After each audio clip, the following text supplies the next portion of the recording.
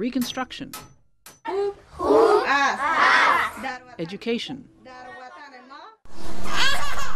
healing, reconciliation. These are just some of the roles played on the world stage by non-governmental organizations, or NGOs. How should they operate? What is their mandate? What problems do they face? To whom do they answer? The second Princeton Colloquium on Public and International Affairs posed those questions to practitioners and scholars from many fields, and came up with as many questions as answers. But there is consensus on one thing. The NGO's role in the world is expanding dramatically, and in light of recent events, is now in a time of ferment. So what we wanted to do was to look at that role and look at it in relation to the role played by governments, and to see to what extent are they partners, to what extent might they be rivals, to what extent are they even adversaries, in the sense of governments pushing in one direction and non-governmental organizations in another. And the result of that was a series of panels that look at these questions very specifically in the context of nation building on the one hand. So you have non-governmental organizations working hand in hand with the US government and the British government and the NATO governments in Afghanistan and in Iraq, and also the battle to reduce the incidence of HIV/AIDS, which is really one of the great moral challenges of our times. And we're looking at NGOs in those two sectors, but we're asking lots of bigger questions about their accountability, their relationship to the public and the private sectors, and how they understand what they're doing themselves. It's been about a year since the regime of Saddam Hussein was overthrown by military action spearheaded by the United States. And it's a good time to take stock and to see what has been done well, what has been done badly, and to try and look a little bit ahead to what we still have to deal with. The most exciting development for me is the revival of what we call loosely civil society. In other words, those groups of people who come together voluntarily to protect, advocate for, and serve certain interests that are common to that group or common to a constituency of people in Iraq that they represent. This, I think, is an essential component of a return to health of Iraqi society, and is going to contribute to health in Iraqi politics.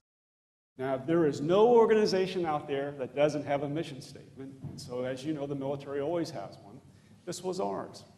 Take the time to look at it, because it's not your standard military mission.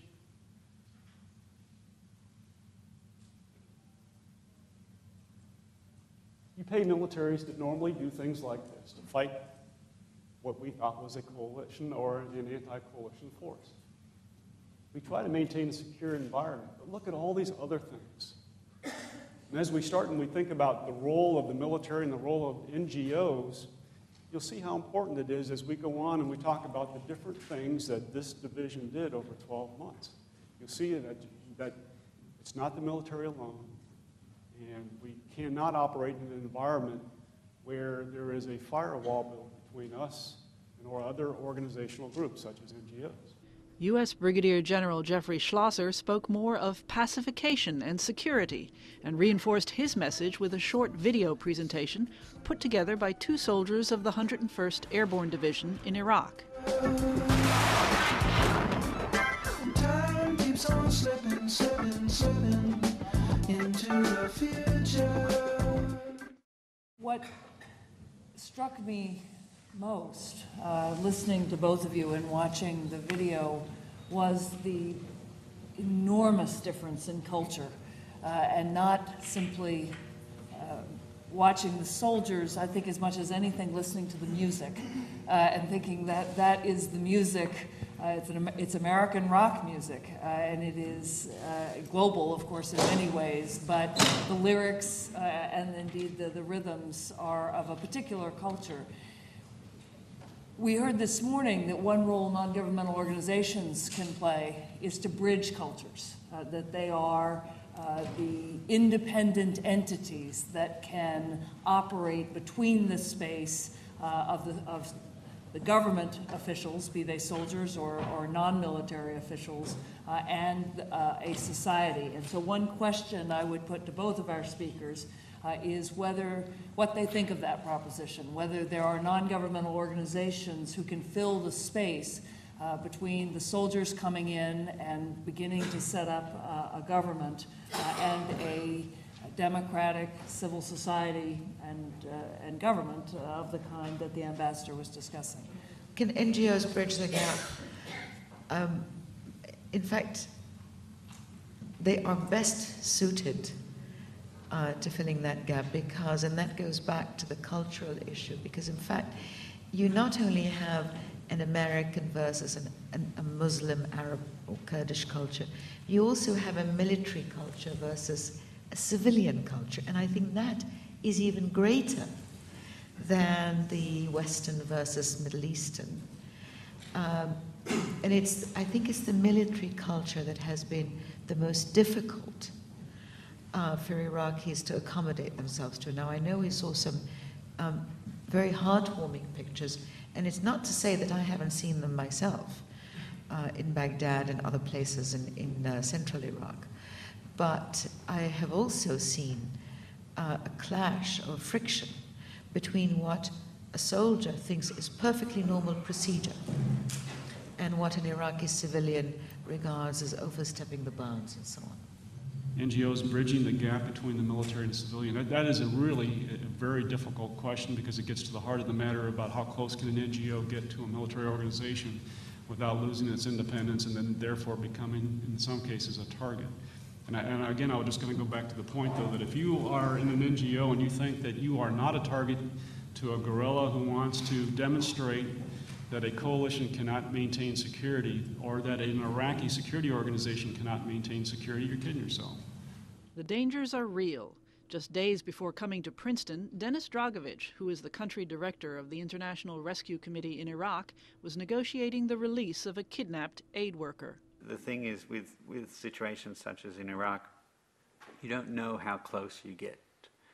You don't know how far the front right wheel missed an explosive device. You don't know how far or how close someone has decided not to shoot at you, but instead to wait for the next person going by. You don't know these things.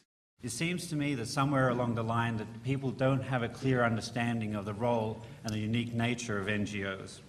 And not surprisingly so, considering what's going on in Iraq at the moment.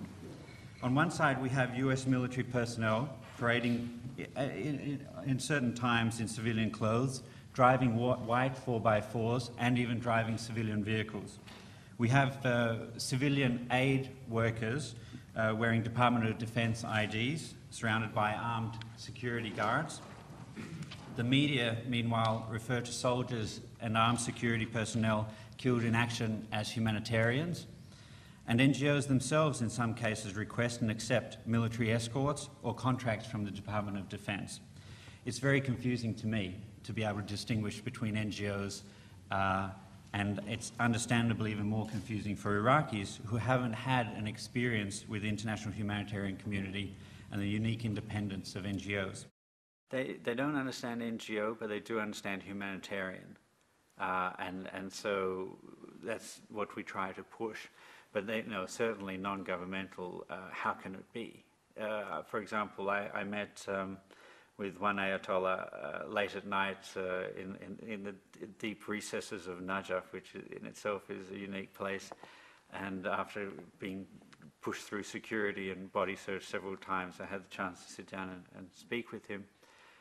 And he's very anti-American. And when I introduced myself as being Australian, he said, "So you're working for the government? You're here working for the government?" And I said, "No, I'm here of my own free will, but it's not